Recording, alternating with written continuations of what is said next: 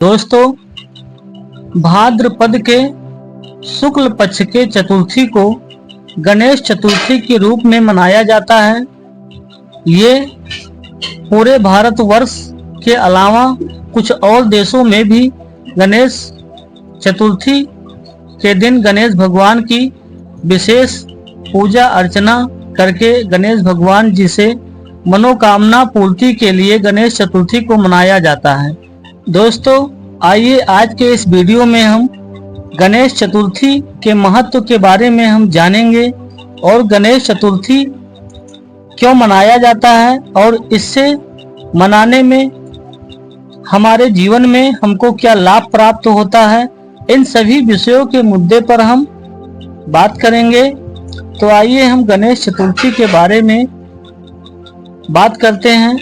गणेश चतुर्थी हर वर्ष के भाद्रपद मास के शुक्ल पक्ष के चतुर्थी को गणेश चतुर्थी के रूप में मनाया जाता है। दरअसल इस दिन गणेश भगवान जी का जन्म हुआ था और उन्हीं के जन्म के उपलक्ष्य में गणेश चतुर्थी को हम लोग मनाते हैं।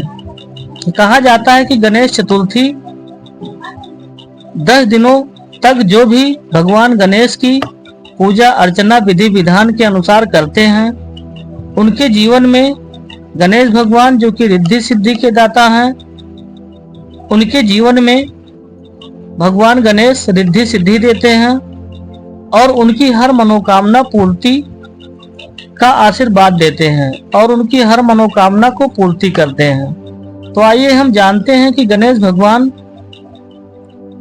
को गणेश चतुर्थी के दिन अपने घर में यदि आप ला रहे हैं तो इसका विधि विधान क्या है, ये हम इस वीडियो में जानेंगे।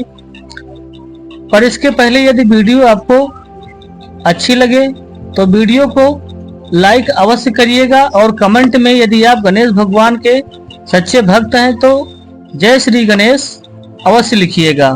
और यदि आप चैनल पर नए हैं हमारे तो चैनल को सब्सक्राइब भी कर लीजिए कि ताकि इसी तरह की जानकारी आपको इस चैनल पर मिलती रहे।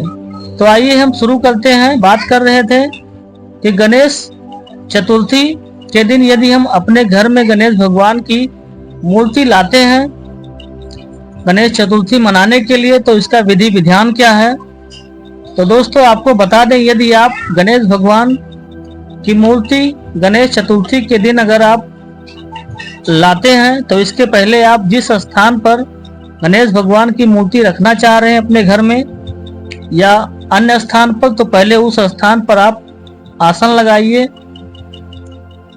और आसन लगाने के बाद में जिस दिन आप गणेश भगवान की मूर्ति लाने जा रहे हैं उस दिन आप कुछ भी खाइए पिए ना, भोजन आपको नहीं करना है।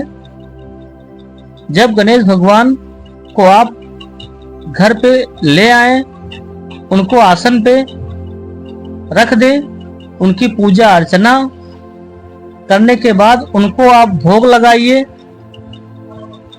लड्डू का भोग लगाइए, क्योंकि लड्डू गणेश भगवान जी का बहुत ही प्रिय भोग है। गणेश भगवान को भोग लगाने के बाद ही आप स्वयं भोजन कीजिए। इस तरह से आप 10 दिनों तक गणेश भगवान की पूजा कीजिए और उसके बाद में अनंत चतुर्दशी को यानी 10 दिन के बाद में अनंत चतुर्दशी को भगवान गणेश जी की मूर्ति को आप विसर्जन कीजिए। इसके भी पीछे एक पौराणिक कथा है, आइए हम जानते हैं इस वीडियो में। बता दें दोस्तों कि ऋषि वेदव्यास जी ने जब गणेश भगवान को महाभारत की कथा सुना रहे थे तो गणेश भगवान उसको लिपिबद्ध कर रहे थे, लेखन का कार्य कर रहे थे, महाभारत को लिखने का कार्य कर रहे थे। इस तरह से गणेश भगवान को महाभारत लिखने में 10 दिनों तक का समय लग गया था। गणेश भगवान एक ही मुद्रा में 10 दिनों तक बैठे रहे और लेखन कार्य करते रहे, जिससे उनका शरीर भी अकड़ गया था और गणेश भगवान के शरीर पर धूल मिट्टी भी जमने लगी थी। 10 दिनों के बाद में गणेश भगवान नदी में स्नान करने के लिए गए थे इन्हीं 10 दिनों को गणेश चतुर्थी के रूप में 10 दिनों के लिए मनाया जाता है। और जिस दिन गणेश भगवान स्नान करने के लिए गए थे, उसी 10 दिनों के बाद में गणेश भगवान को नदी में विसर्जन किया जाता है, उनको स्नान कराया जाता है। तो इसके पीछे ये एक पौराणिक कथा है। इसके साथ साथ इस दिन गणेश भगवान को दूर्वा घास, जिसे दूब घास कहा जाता है, अगर आप दूर्वा घास भगवान गणेश जी को चढ़ाते हैं तो भगवान गणेश को दूर्वा घास बहुत ही प्रिय है। इसके भी पीछे एक कथा है। आइए उस कथा को हम जानते हैं कि दूर्वा घास ही भगवान गणेश को क्यों चढ़ाया जाता है। इसके पीछे की कहानी क्या है, कथा क्या है। दरअसल एक बार गणेश भगवान अनलासुर से युद्ध कर रहे थे, क्योंकि अनलासुर बहुत ही अत्याचार कर रहा था और गणेश भगवान के भक्तों पर बहुत ही जुल्म ढा रहा था, बहुत ही पीड़ा पहुंचा रहा था। तो इसलिए गणेश भगवान ने उसका अंत करने के लिए सोचा। इसके लिए अनलासुर से युद्ध किया और अनलासुर को भगवान गणेश निगल गए। जब निगल गए तो अनलासुर को निगलने के बाद में गणेश भगवान के पेट में बहुत जलन हुआ। जब इनको जलन हुई तो इनको ऋषियों ने दूर्वा घास भोग के लिए दिया। भगवान गणेश जब दूर्वा घास का सेवन किए तो इनकी जलन मिटी और राहत पाए। तभी से भगवान गणेश को दूर्वा घास चढ़ाया जाता है। यदि आप दूर्वा घास, जिसको दूब घास भी कहते हैं, यदि आप चढ़ाते हैं तो इससे भगवान गणेश बहुत प्रसन्न होते हैं। दूर्वा घास को गणेश चतुर्थी में चढ़ाने का एक अपना विशेष महत्व है, जिसको अवश्य ही चढ़ाया जाना चाहिए। चढ़ाने का ये नियम है कि दूर्वा घास को आप लाइए, उसको धुल लीजिए। धुलने के बाद में वैसे तो विधान है कि कम से कम 21 डंठल वाला दूर्वा घास आप चढ़ाइए। 21 को अगर ज्योतिष शास्त्र के अंकों के अनुसार काउंट करें तो 2 + 1 = 3।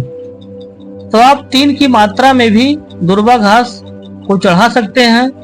चढ़ाने का ये नियम है कि भगवान श्री गणेश के मूर्ति के चारों तरफ आप उनके सर के नीचे ही रहे दूर्वा घास, उनके मूर्ति के चारों ओर आप रख दीजिए, कि ताकि मूर्ति की सुगंध के साथ साथ दूर्वा घास का सुगंध भी मिल जाए।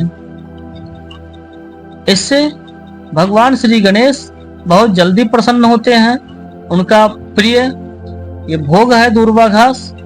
इसको गणेश चतुर्थी में आप अवश्य चढ़ाइए और जो भी आपकी मनोकामना है वो आप गणेश भगवान जी के समक्ष रखिए। गणेश भगवान जी रिद्धि सिद्धि के दाता हैं। इसके अलावा गणेश भगवान को प्रथम पूजनीय देवता और प्रथम निमंत्रण देवता के रूप में भी जाना जाता है। यदि आप कोई भी कार्यक्रम कर रहे हैं, कोई भी कार्यक्रम, शुभ कार्यक्रम कोई भी आप कर रहे हैं, मुंडन या विवाह या कोई भी कार्य शुभ हो, तो उसमें सबसे पहला निमंत्रण गणेश भगवान को अवश्य दीजिए। ऐसा करने से आपके उस कार्यक्रम में किसी भी प्रकार का विघ्न नहीं आएगा, क्योंकि गणेश भगवान को विघ्नहर्ता भी कहा जाता है। कष्टों का हरण करने वाले, कष्टों को खत्म करने वाले देवता के रूप में भी जाना जाता है। इसीलिए सर्वप्रथम लोग विवाह के समय भी सबसे पहले गणेश भगवान को ही न्योता देते हैं, निमंत्रण देते हैं। इसलिए भगवान श्री गणेश को प्रथम पूजनीय देवता के रूप में माना जाता है और प्रथम निमंत्रण देवता के रूप में भी जाना जाता है। तो यदि आप गणेश चतुर्थी को विधि विधान के अनुसार 10 दिनों तक आप भगवान श्री गणेश की पूजा करते हैं, तो इसका आपको बहुत ही उत्तम फल मिलेगा, क्योंकि श्री गणेश भगवान रिद्धि सिद्धि के दाता हैं, बुद्धि के देवता हैं यदि आपके पास बुद्धि आ गई तो वहां पे धन लक्ष्मी स्वतः ही आएंगी। इसीलिए माता लक्ष्मी के साथ साथ गणेश भगवान की पूजा होती है। अन्य किसी भी देवी देवता की पूजा नहीं होती है, क्योंकि धन लक्ष्मी तभी आ सकती हैं जब रिद्धि सिद्धि और बुद्धि के देवता भगवान श्री गणेश आपको बुद्धि देंगे, तभी लक्ष्मी जी आपके पास आ सकती हैं। तो इसलिए गणेश चतुर्थी के दिन गणेश भगवान की पूजा अर्चना कीजिए और गणेश भगवान को आपके जीवन में जो भी कष्ट हैं, जिन भी परिस्थितियों से आप गुजर रहे हैं, जो भी विघ्न है आपके जीवन में, कैसा भी विघ्न है, उसको आप भगवान श्री गणेश की पूजा करते समय उनके समक्ष अपने समस्याओं को रखिए और भगवान श्री गणेश को उसको दूर करने के लिए विनती करिए। इस तरह से आप देखेंगे कि आपकी एक एक समस्याएं भगवान श्री गणेश किस तरह से दूर कर देते हैं, और इसके अलावा जो भी आपकी मनोकामना है, शुभ इच्छा है, उसको भी आप भगवान श्री गणेश के पूजा करने के समय आप अपनी मनोकामनाओं को रखिए, अपनी इच्छाओं को प्रदर्शित कीजिए, बताइए श्री गणेश भगवान को, और फिर आप देखिए कि किस तरह से आपकी इच्छा पूरी होती है।